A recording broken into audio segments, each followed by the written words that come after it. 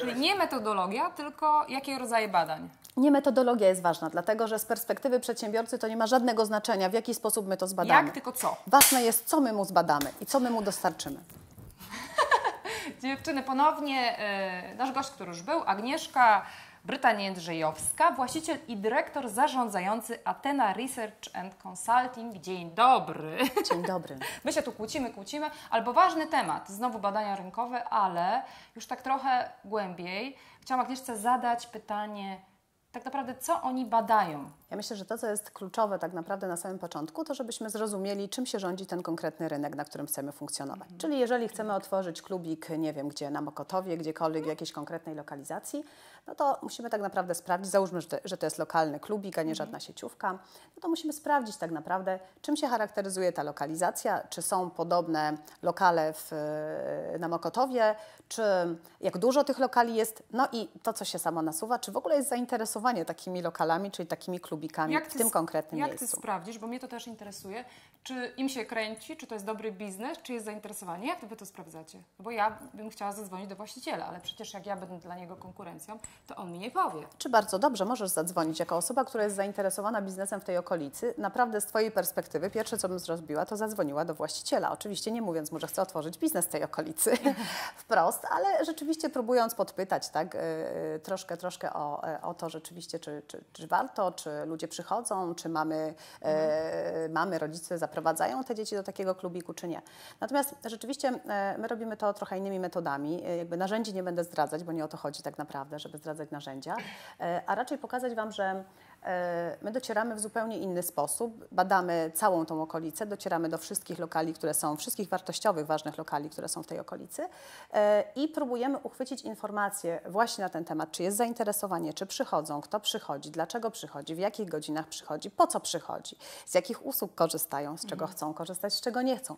Czyli ta wiedza, którą my dostarczamy w zakresie sprawdzania tak naprawdę tego konkretnego rynku, jest bardzo obszerna, wykorzystując przeróżne metody i to metody, które dostarczają nam trochę danych takich, bym powiedziała, ilościowych, procentowych, ale przede wszystkim z perspektywy takiego młodego przedsiębiorcy ważna jest ta miękka wiedza. Czy jest zainteresowanie taką usługą, takim klubikiem w tej okolicy?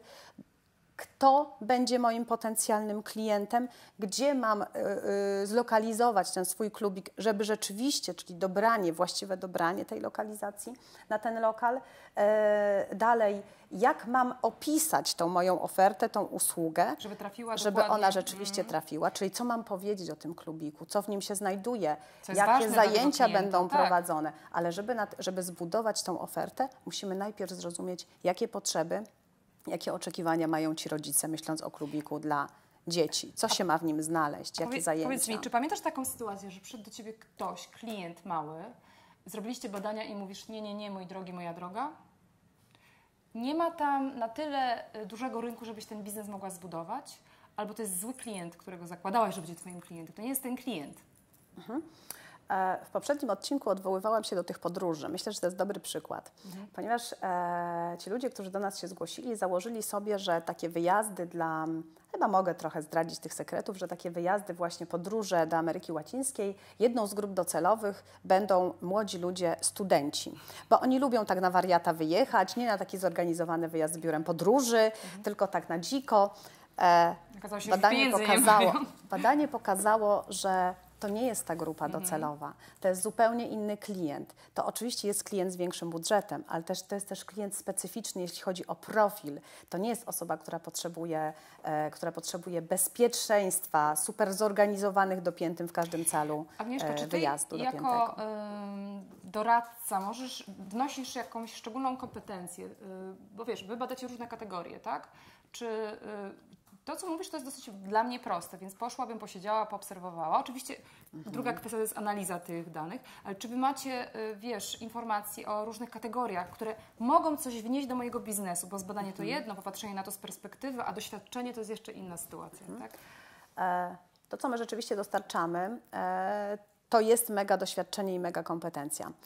Z czego ona płynie? My ponad 15 lat tak naprawdę zajmujemy się badaniem przeróżnych kategorii, różnych branż, różnych rynków. Mówiłaś, że 5 To lat oznacza, biznes masz. 5 lat prowadzę swoją firmę, właśnie tą firmę, która zajmuje się badaniami i doradztwem strategicznym, ale wcześniej, dlatego mówię ponad 15, bo wcześniej prawie 12 lat pracowałam w jednej z kluczowych agencji badawczych, dużych agencji badawczych. Czyli nauczyłaś się wszystkiego?